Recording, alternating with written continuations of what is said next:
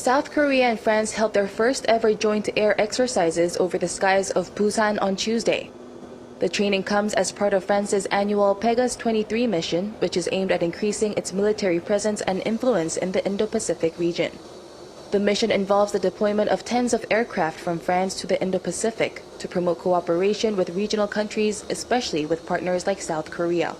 The Korean Air Force participated with 3 F-15Ks and 2 F-16 fighters, while the French Air and Space Force fielded 2 Rafale fighters, the country's key fighter aircraft capable of performing various combat missions, including nuclear deterrence, as well as 1 A400M transport aircraft and an A330 multi-role tanker transport.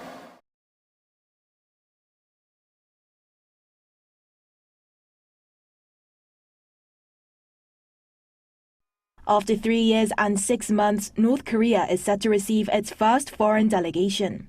It has invited Chinese and Russian delegations to mark the 70th anniversary of the armistice of the Korean War on Thursday, known as Victory Day by the regime. According to the North Korean Central News Agency on Monday, the invited Chinese delegation is led by Lee Hong-sung, a member of the Political Bureau of the Central Committee of the Chinese Communist Party. The invitation extended to Russia's Minister of Defense, Sergei Shoigu, was announced the following day.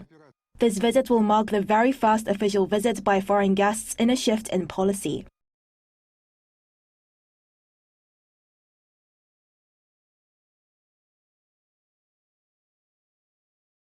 Taiwan's military on show. Its international airport under fire, soldiers on the march, attack helicopters moving in formation, landing draped in red.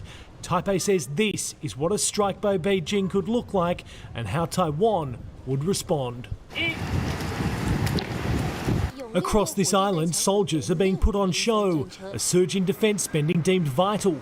Taiwan's armed forces number 170,000. Beijing has 2 million active personnel.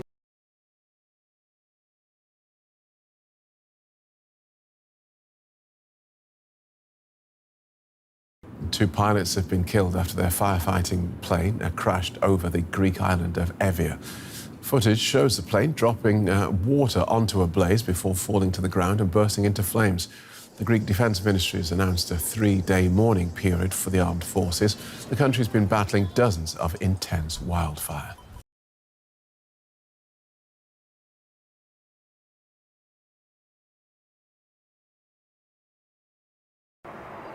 Wildfires are burning across Algeria's northern and eastern coastal regions.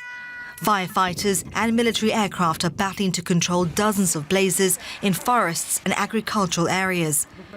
The extreme heat and high winds have made it harder for emergency crews to contain them. As flames burnt into the night, an orange glow shrouded the mountainous Kabylie region. Fires spread to residential areas, sweeping through several villages.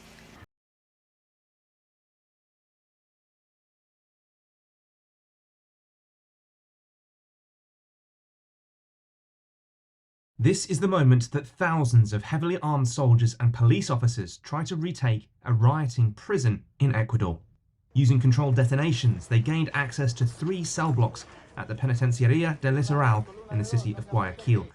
Footage released by Ecuadorian police showed automatic weapons and ammunition seized from inside the prison, one of the most dangerous in Ecuador. Clashes between gangs here began on Saturday. Ecuador's Attorney General on Tuesday raised the death toll from the violence from 18 to 31.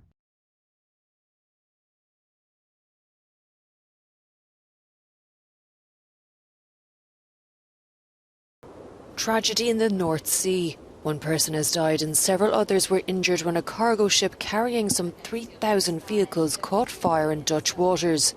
The Panamanian registered Fremantle Highway was en route to Port Said in Egypt from the German city of Bremerhaven.